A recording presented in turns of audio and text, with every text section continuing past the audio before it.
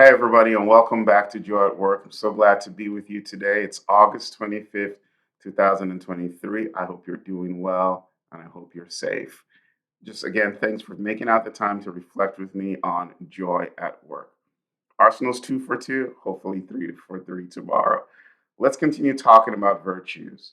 I was going to talk about a brand new virtue today, but somebody asked me a question related to fear and courage. Remember, courage is the virtue that shows up when we respond to fear. And the person was like, well, fear in the workplace, what does that look like? And I think this, again, since we're talking about Aristotelian virtues, it's great to borrow from him and what he thinks about fear here. And for Aristotle, fear was this experience we have when we anticipate something bad's going to happen to us. And I'm paraphrasing here. Now, the thing about it is sometimes we make up things. And so we become afraid of things that are not real. We just, as the saying goes, false evidence appearing real, but it's not real. And this happens in the workplace. We think people think about us more often than they do. There's evidence that shows this isn't the case. And so we don't want to speak up because what will people think? Well, the reality is people won't think anything. They'll move on like 2 minutes after you speak. So we need to examine our fears in the workplace. People are often afraid to try new things. What if I fail?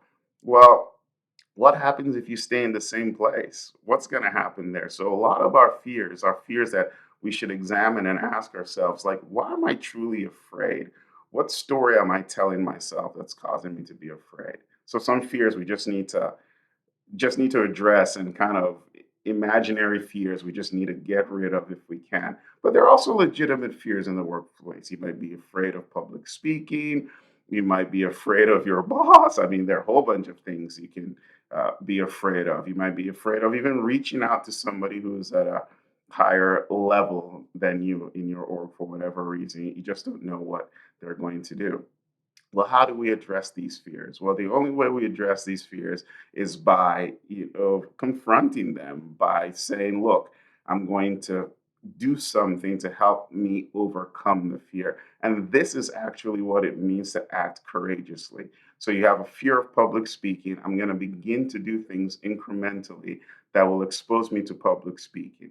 Now, it's not courageous to go and speak to 10,000 people when you have a fear of public speaking as your first public speaking event. Like, that's, foolishness. But starting off with 5 people, a small group, and then building upon that, that's how you're facing that fear. And that's the courage. Remember, courage is acting in the face of fear, in the face of legitimate fear, fear that is almost, if you will, justified. So that's what courage is about. So we can't get rid of fear in its entirety. To live in this world is to live in a world of risk. It's always going to be present. But how we respond to fear is really important, even in the workplace. So, A, make sure that what you're afraid of in the workplace is actually legitimate. Some of us carry fears from previous jobs into new jobs, and they just really don't exist. So check your fears for one. And when you find out that, yeah, but this fear makes sense, if you will, it's justified, then think about how you can overcome it gradually and incrementally.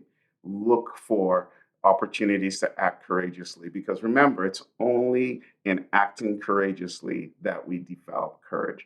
All right. Hope this has been helpful. Thanks for joining me. I'll see you next time. Don't forget to subscribe if you haven't. And don't forget to share this link with others who you think will benefit from it. Peace.